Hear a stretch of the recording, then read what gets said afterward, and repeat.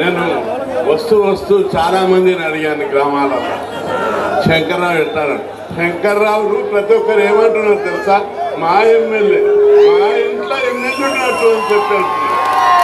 అంతగా అత్యంత ప్రజల అభిమానం చూరుకున్న నాయకుడు శంకర్రావు.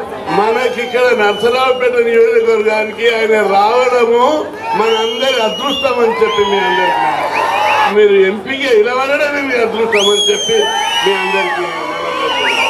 అదేవిధంగా ఈ కార్యక్రమానికి వచ్చినటువంటి నా బీసీ సోదరులకు పేరు పేరున నా యొక్క హృదయపూర్వక నమస్కారం. బీసీలు పాలితులు కాదు, పాలకుడు కావాలని అన్ని రంగాల్లో 50% మార్కెట్ కమిటీ, దేవాలయ కమిటీ. మీకు ఒకటి ఆశ్చర్యం, నేను ఈ మధ్య బీహార్, యూపీ, కర్ణాటక, తమిళనాడు అనేక రాష్ట్రాలు తిరిగిన.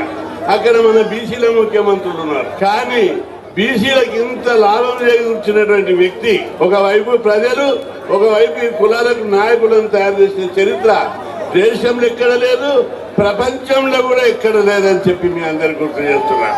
నా జాతికి, నా కులానికి, మా కులాలకు అన్యాయం జరిగితే ఈ ప్రాంతంలో యాదవరాజులు ఎక్కున్నారు, వడ్డరాజులు ఎక్కున్నారు, ముదిరాజులు ఎక్కున్నారు. ఇంకా అదేవిధంగా రజకులు, నాయ బ్రాహ్మణులు, మత్స్యకారులు, ఎన్ని కులాలు బీసీ జాబితాలు ఉన్నాయో, జంగమాలు, విశ్వబ్రహ్మణులు, మన కులాలకు ఎక్కడ అన్యాయం జరిగినా ఇప్పటి నుంచి మీకు అన్యాయం జరగదు.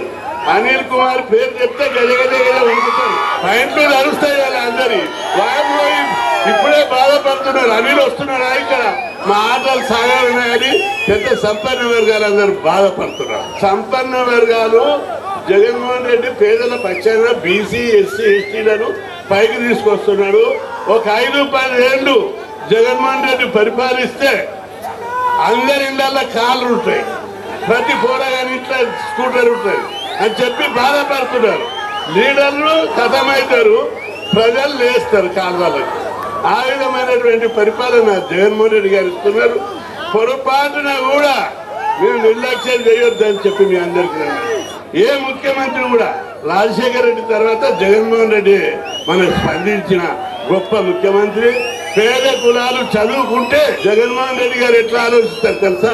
ప్రతి కుటుంబం నా కుటుంబం, ప్రతి కుటుంబం డెవలప్ కావాలి, ఇల్లు కట్టుకోవాలి, ఆస్తులు సంపాదించాలి అని ఆలోచిస్తారు. అవతల చంద్రబాబు ఏం ఆలోచిస్తారు తెలుసా?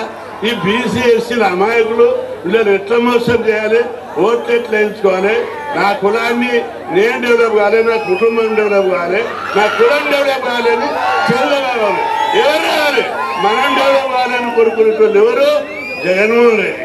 మన కులాలు డెవలప్ కావాలి, మన కుటుంబాలు డెవలప్ కావాలి, ప్రతి కుటుంబం నా కుటుంబం అని చెప్పి ఆలోచించేటువంటి జగన్మోహన్ రెడ్డి గొప్పడా?